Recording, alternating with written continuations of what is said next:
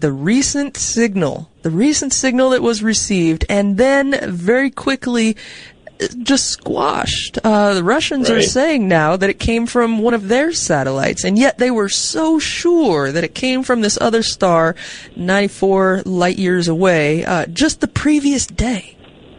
Yeah, it's really hard to tell where these things come from. You know, if you think about it, they're just getting some data or a signal that exceeds a certain level, and even though their antennas might be pointed in a certain direction, if it's close, it's going to swamp the signal that's coming, you know, from that direction. So it's really hard to get all the noise out of these kinds of these systems, and apparently that's what happened again. And it's always the same thing. You know, it gives everybody a thrill for a week until they find out the source of it, and then it's a big letdown. Yeah, this one really was a big letdown.